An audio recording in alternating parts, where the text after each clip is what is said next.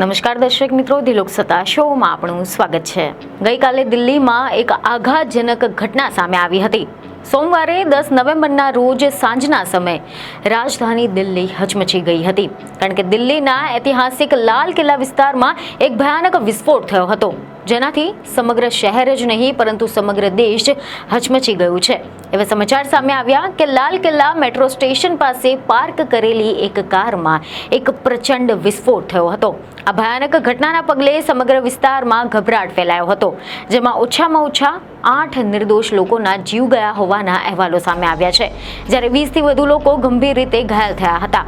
આ ગંભીર ઘટનામાં ઇજાગ્રસ્ત થયેલા નાગરિકોને દિલ્હીની વિવિધ હોસ્પિટલોમાં તાત્કાલિક સારવાર આપવામાં આવી રહી છે। ઘાયલોમાં દિલ્હી, ઉત્તરાખંડ, ઉત્તર પ્રદેશ અને હિમાચલ પ્રદેશ સહિતના વિવિધ વિસ્તારોના લોકોનો સમાવેશ થાય છે। આ વિસ્ફોટ એટલો શક્તિશાળી હતો કે વિસ્ફોટગ્રસ્ત કાર આગના ગોળામાં ફેરવાઈ ગઈ હતી અને તેની આસપાસ પાર્ક કરેલી અન્ય 7 થી 8 વાહનોને પણ વ્યાપક નુકસાન થયું હતું। ઘટનાની ગંભીરતાને ધ્યાનમાં રાખીને NIAની ટીમ ઘટના સ્થળે પહોંચીને તપાસ શરૂ કરી હતી। વિસ્ફોટ બાદ દિલ્હી NCRમાં હાઈ એલર્ટ જાહેર કરવામાં આવ્યું છે। સુરક્ષાના કારણોસર લાલ કિલ્લા મેટ્રો સ્ટેશનના 2 દરવાજા, ગેટ નંબર 1 ચાંદની ચોક તરફ જવાનો ગેટ અને ગેટ નંબર 4 લાલ કિલ્લા તરફ જવાનો ગેટ પણ બંધ કરી દેવામાં આવ્યા હતા। જો કે આ ભયાનક વિસ્ફોટે દેશભરમાં ગમગીની અને ભયનો માહોલ ઊભો કરી નાખ્યો છે। આની સાથે જે પ્રશ્નો ઊભા થઈ રહ્યા છે કે શું આ કોઈ આયોજિત આતંકવાદી હુમલો હતો કે પછી કોઈ તકનીકી ખામીનું પરિણામ? આ અંગે અને અન્ય એંગલના સંદર્ભે પણ તપાસ ચાલી રહી છે। તો ચાલો જાણીએ કે અત્યાર સુધીમાં આ ઘટનાની તપાસમાં શું સામે આવ્યું છે, સરકાર દ્વારા કયા પગલાં લેવામાં આવી રહ્યા છે અને હવે આગળ શું થઈ શકે છે। જો કે એવા સમાચાર સામે આવ્યા છે કે સોમવારે સાંજે એટલે કે ગઈકાલે સાંજે દિલ્હીના લાલ કિલ્લા પાસે સફેદ રંગની Hyundai i20 કારમાં થયેલા પ્રચંડ વિસ્ફોટ બાદ કેન્દ્રીય ગૃહમંત્રી અમિત શાહ એક્શનમાં આવ્યા હતા। તેમણે દિલ્હી પોલીસ કમિશનર સતીશ ગોલિયા અને અન્ય સુરક્ષા અધિકારીઓની સાથે ઉચ્ચ સ્તરીય બેઠક યોજીને સમગ્ર મામલાની ગહન સમીક્ષા કરી હતી। સમીક્ષા બાદ ગૃહમંત્રી ઘાયલોના ખબર અંતર પૂછવા માટે LLJP હોસ્પિટલ પણ પહોંચ્યા હતા। તપાસ અંગે માહિતી આપતા તેમણે જણાવ્યું છે કે વિસ્ફોટ એક i20 કારમાં થયો હતો અને પોલીસ તેમજ તપાસ એજન્સીઓ દ્વારા આ ઘટનાના દરેક સંભવિત એંગલથી તપાસ કરવામાં આવી રહી છે। જો કે હાલમાં નેશનલ ઇન્વેસ્ટિગેશન એજન્સી એટલે કે NIAની ટીમ પણ ઘટના સ્થળે પહોંચીને વિસ્ફોટના મૂળ કારણોની તપાસ શરૂ કરી દીધી છે। દિલ્હીમાં બનેલી આ ઘટનાના પગલે મુંબઈ, ઉત્તર પ્રદેશ અને અન્ય સંવેદનશીલ વિસ્તારોમાં પણ સુરક્ષા એજન્સીઓએ હાઈ એલર્ટ પર રહેવા માટે આદેશ આપવામાં આવ્યો છે।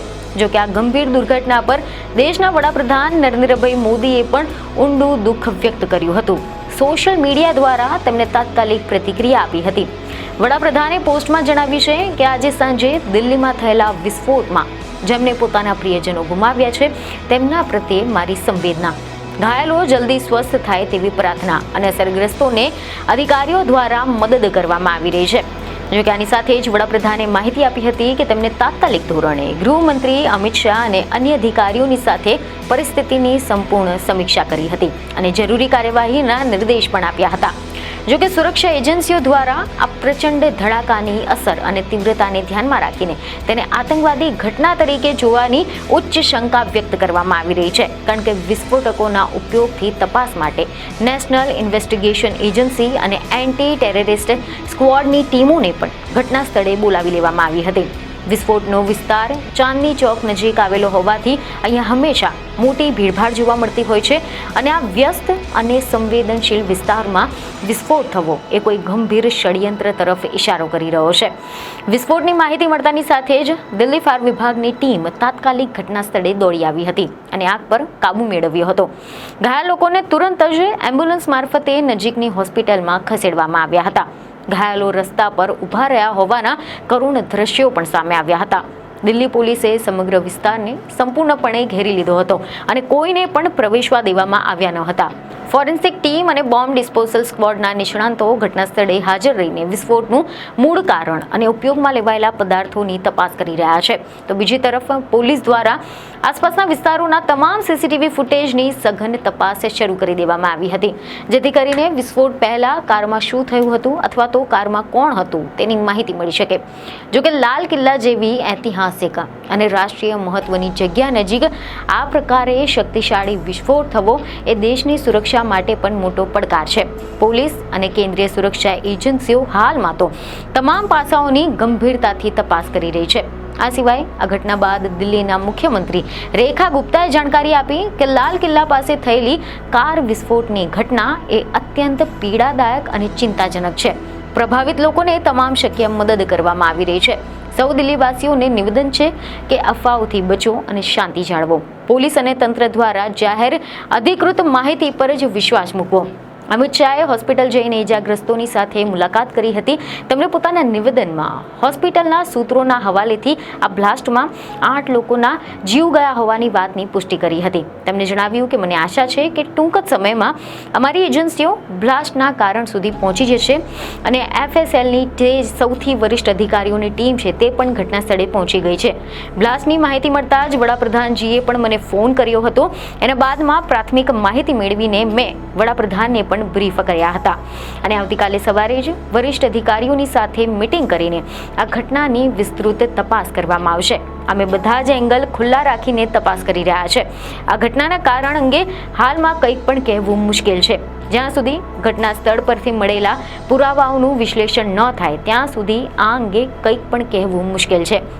પરંતુ અમે કોઈ પણ એંગલથી બંધ નહીં રાખીએ. અમે દરેક એંગલથી દ્રઢતાની સાથે તપાસ કરીશું. જોકે પ્રત્યક્ષદર્શીઓએ જણાવ્યું હતું કે વિસ્ફોટ એટલો શક્તિશાળી હતો કે નજીકની ઇમારતોની બારીઓ પણ હલી ગઈ હતી. લોકોના જીવ બચાવવા માટે લોકો ભાગવા લાગ્યા હતા. દિલ્હીમાં હાઈ એલર્ટ જારી કરવામાં આવ્યું છે. મુંબઈ અને ઉત્તર પ્રદેશમાં પણ સુરક્ષા વધારી દેવામાં આવી છે. મુખ્યમંત્રી રેખા ગુપ્તાએ જનતાને શાંતિ જાળવવા માટે અને અફવાઓથી દૂર રહેવા માટે ખાસ અપીલ કરી છે. તો બીજી તરફ આ વિસ્ફોટની તપાસમાં જે કારમાં વિસ્ફોટ થયો હતો તેના CCTV ફૂટેજ પણ સામે આવ્યા છે, જેમાં એક શંકાસ્પદ વ્યક્તિ અંદર બેઠેલો દેખાય છે. શંકાસ્પદ વ્યક્તિની હરકતો પણ આશ્ચર્યજનક છે. કાર બપોરે 3:19 વાગે લાલ કિલ્લાના પાર્કિંગમાં પ્રવેશી હતી, જે સાંજે 6:30 વાગ્યા સુધી ત્યાં જ પાર્ક કરેલી હતી. તપાસનો ધમધમાટ તેજ થઈ રહ્યો છે. દિલ્હીમાં બ્લાસ્ટ બાદ જિલ્લામાં સઘન વાહન ચેકિંગ પણ થઈ રહ્યું છે, જેમાં જિલ્લાની મૌસરી બોર્ડર પર સઘન વાહન ચેકિંગ કરવામાં આવી રહ્યું છે. રાજસ્થાન તરફથી આવતા તમામ વાહનોનું પોલીસ વાહન ચેકિંગ કરી રહી છે. દિલ્હી, બિહાર, ચંદીગઢમાં પોલીસ હાઈ એલર્ટ પર છે, જેમાં ઉત્તર પ્રદેશમાં ધાર્મિક સ્થળોની સુરક્ષા વધારી દેવામાં આવી છે. હરિયાણા અને રાજસ્થાનમાં પણ હાઈ એલર્ટ આપવામાં આવ્યું છે. આની સાથે જ ગુજરાત અને કેરળમાં પણ એલર્ટ આપવામાં આવ્યું છે.